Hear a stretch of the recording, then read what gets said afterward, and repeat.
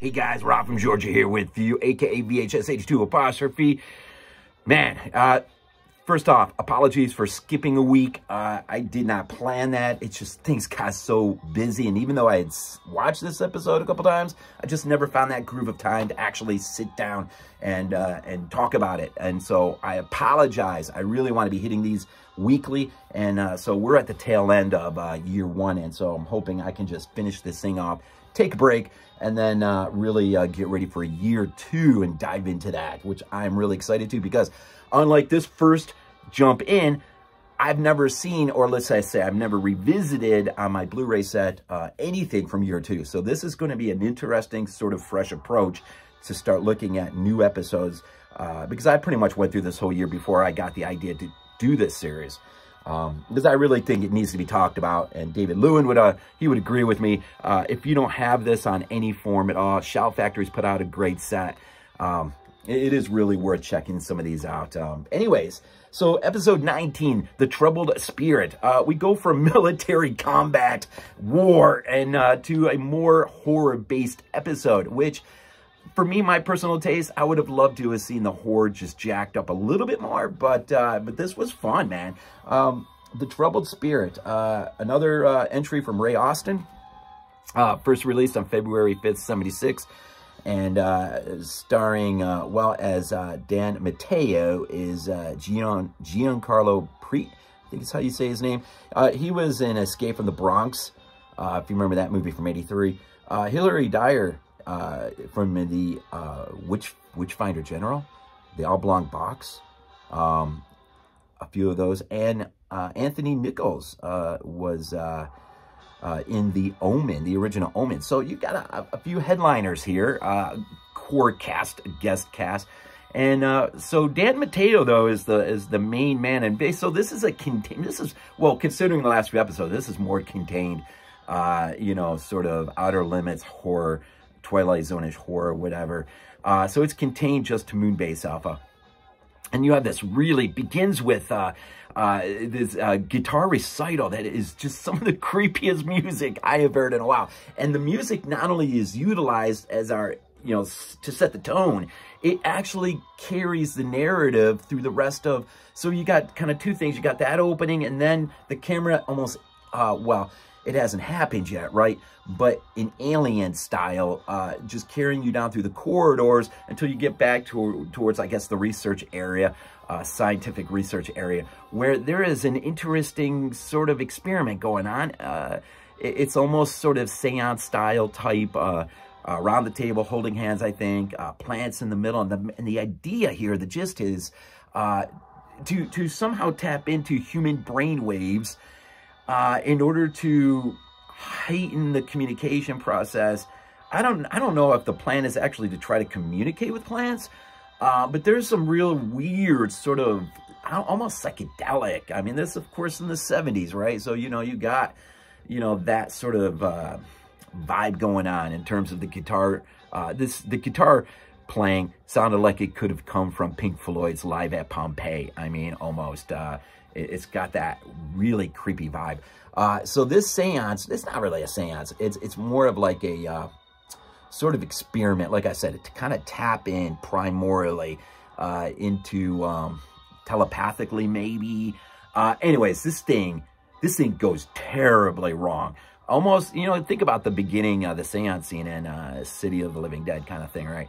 And the guy who's in charge of the scientific research there sort of breaks into the meeting, sees it's going bad, sort of disrupts it, which is the worst thing to do. And somehow it's never really explained, but it's the main character, Dan Mateo, it's almost like a piece of his spirit becomes dislodged, and almost as a ghost-like entity will begin to haunt Moonbase Alpha, going after people. And it's a fascinating idea. It's not well explained. It's not well written. But again, you have a heightened sense of imagery and just the idea. And ultimately, it's weird. It almost acts in a Forbidden Planet way, where, you know, the guy sort of projected his own, not ego per se. What's that other word I'm looking for? That part of the mind. It's like right there. You guys probably know what I'm saying. But it's sort of that element going on. And so this troubled spirit, this entity, this almost ghost-like apparition that is Dan Mateo, he has died, and the spirit has not reconciled that yet. And so it's taking its angst out on everyone around at Moonbase Alpha. And ultimately, the two, both Dan in physical form and the spirit, are driven in a sort of a directionary path to where their pathways will intersect. And when it does, it leads to a very interesting conclusion. I'm not going to give much more away, other than Helena suggests this is the continuing discussion of both life and death, perhaps the greatest mystery of all. And in fact, isn't it the Temple of Doom in the beginning when I can't remember what city they were in. Were they in Hong Kong? Anyways, when Indy's buddy tells him when he gets killed, he's like, I go first into the great beyond, the greatest adventure ever, which lies beyond death's doorway.